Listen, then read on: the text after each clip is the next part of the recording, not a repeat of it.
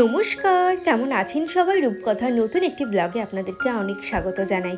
আজকে ঘুম থেকে ওঠার পর আমার ডেলি রুটিনটা আপনাদের সাথে শেয়ার করব। প্রত্যেক দিনের মতন ঘুম থেকে ওঠার পর ফ্রেশ হয়ে আমি এখন খাবো চা। আর এখন আমি কটা দিন ধরে উষ্ণ গরম জলে মধুটা আবার স্টার্ট করেছি। মাঝে তো অনেক দিন হলো নিজের শরীরের প্রতি যত্ন নিচ্ছিলাম না, তবে দেখলাম আমার ওজনটা আবার একটু বেড়েছে। তো ভাবলাম এবার থেকে চিনি ছাড়া চা আর সকালে উষ্ণ গরম জলটা রেগুলার খাবো। আর যেহেতু বাড়িতে বিয়ে ছিল সেই জন্য অনিয়ম কিন্তু হয়েইছে, তাই না? তো যাই হোক, এবার থেকে আবারও আপনাদের সাথে আমার ডায়েট রুটিনটা আপনাদের সাথে শেয়ার করব। আর আজকে রান্না হবে ইঁচড়। এটা অনেক দিন নিয়ে আসা হয়েছে, প্রায় 4-5 দিন হয়ে গেল, আর তো খাওয়াই হচ্ছিল না। আর আজকে রান্না করব ভেন্ডি ভাজা। ভেন্ডির যে কোনো রেসিপি আমার প্রচণ্ড প্রিয়, তো আজকে ভাবছি ভেন্ডি ভাজা করব। আর সাথে করে নিয়েছি আমার চিনি ছাড়া লিকার চা। তো এই টাইমটা শুধু নিকান্তই আমার। তোমরা অনেকেই বলো যে দিদি তুমি কিভাবে নিজের জন্য একটু টাইম বার করো? তো দেখো, সংসারের কাজের মাঝেও তুমি যদি মনে করো নিজেকে 5টা মিনিট সময় দেবে, তো তুমি কিন্তু দিতেই পারো। আর যদি মনে করো সবসময় তুমি কাজ করবে, নিজের যত্ন নেবে না, তো সেটাও করতে পারো। তবে আমার পার্সোনালি মনে হয় সব কিছুর বাইরে গিয়েও নিজেকে যত্ন করা এবং নিজেকে ভালোবাসাটা খুবই দরকার, তাই না? তোমরা অনেকেই বলো যে দিদি তোমার এডিটিং এবং থাম্বনেল নিয়ে কিছু বলো। তো এডিটিং এবং থাম্বনেল নিয়ে আমি অনেকবার বলেছি, যেহেতু আমার একটাই ফোন, আমি কিভাবে তোমাদের সাথে শেয়ার করবো যে আমি কিভাবে এডিট করি। তবে থাম্বনেলটা আমি কিন্তু ইনশট দিয়েই বানাই এবং এডিটিংটা আমি ইনশট দিয়েই করি। তো ভীষণ ভালো একটা অ্যাপ। তোমরাও যদি নতুন নতুন ব্লগ শুরু করো তাহলে কিন্তু এই অ্যাপের মাধ্যমেই করতে পারো।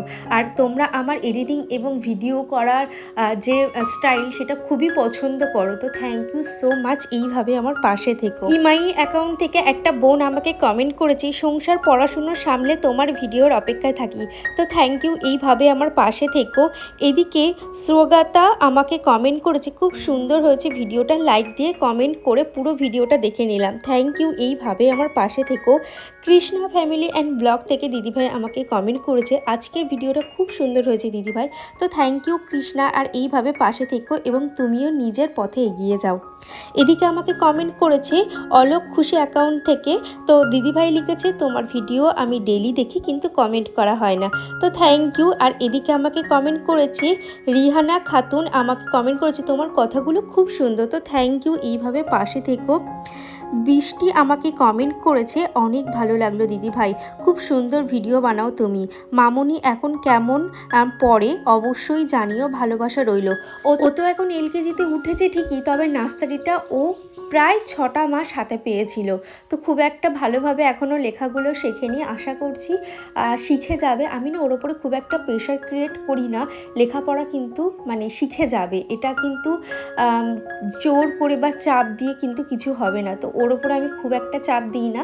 তো ভালোবেসে যত্ন করে যতটা শিখেছে আমার কাছে এটা অনেক। আর এদিকে আমাকে কমেন্ট করেছে পুতুল লাইফস্টাইল অ্যাকাউন্ট থেকে, পুতুল দিদিভাই অনেক সুন্দর। তো থ্যাংক ইউ দিদিভাই।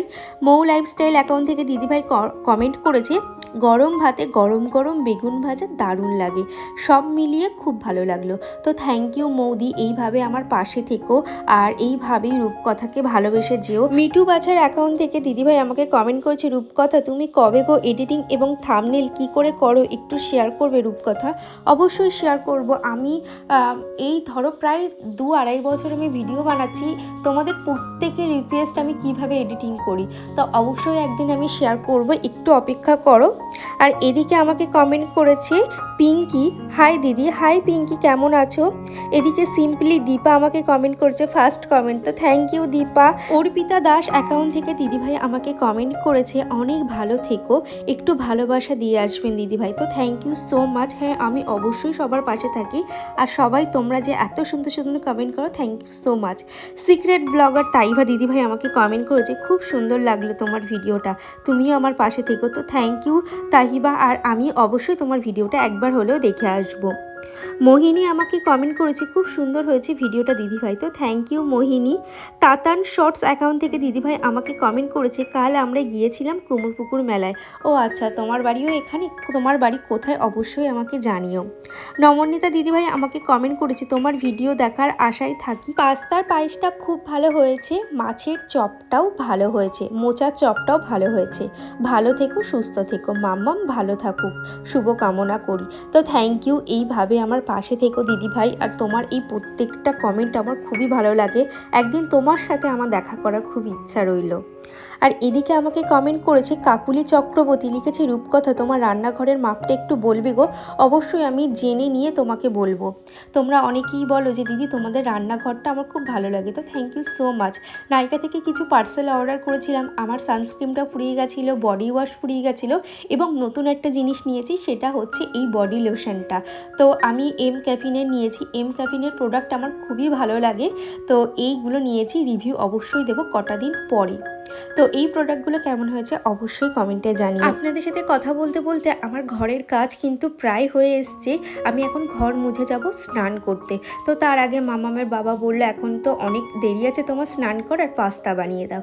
তো আমি সবসময় যে পাস্তাটা ব্যবহার করি সেটা হচ্ছে ডিসার্নোর পাস্তা। এটা সম্পূর্ণ হেলদি একটা পাস্তা, আটা এবং সুজি দিয়ে বানানো। আর এই পাস্তাটা রান্না করব 11 মাল্টিকিউব কেটেলে। তো এদিকে আমি চিকেন নিয়ে নিয়েছি, পেঁয়াজ, আদা আর একটু রসুন কুচি, আর পাস্তাটা সিদ্ধ করে নিয়েছি। মাল্টিকুক কেটেলের মধ্যে দিয়ে দেবো তেল, আর তার মধ্যে দিয়ে দেবো একে একে পেঁয়াজ, টমেটো, কাঁচা লঙ্কা এবং রসুন কুচি। তারপরে দিয়ে দেবো চিকেনগুলো। এবার খুব ভালোভাবে কিন্তু একটু ভেজে নিতে হবে। তার মধ্যে দিয়ে দেবো নুন, হলুদ, সামান্য জিরে গুঁড়ো, লঙ্কা গুঁড়ো, আর একটু দিয়ে দেবো গোলমরিচের গুঁড়ো। তারপরে পাস্তাটা দিয়ে নাড়াচাড়া করলেই কিন্তু আমাদের তৈরি হয়ে যাবে চিকেন পাস্তা। এই পাস্তা এবং মাল্টিকুক কেটেলটা যদি তোমরা পারচেস করতে চাও অ্যামাজন থেকে ইজিলি পারচেস করতে পারো, লিঙ্ক আমার ডেসক্রিপশানে দেওয়া আছে। বেশ কিছু ক্যাপসিকামের দানা কটা দিন ধরেই সংগ্রহ করেছি, সেগুলোই আজকে দিলাম, দেখি চারা বার হয় কিনা। আর এই ছাদের গাছগুলো একটু অর্গানাইজ করতে হবে, গাছগুলোকে খাবার দিতে হবে। তোমরা বলো যে দিদি তুমি গাছের কি খাবার দাও? আমি পটাশ দেই, আর দেই এই যে খোল ভিজানো জল, এটাই হচ্ছে মেন খাবার। আর পটাশটাও কিন্তু আমি 15 দিন কি 16 দিন অন্তর অন্তর দিয়ে থাকি। আর এদিকে দেখুন এরিকা পাম গাছগুলো অনেক দিন হলো এনেছি, এখনও মরেনি। তো ভাবছি এবার এগুলোকে বাইরেই রেখে দেবো। আজ আসি তাহলে, টাটা।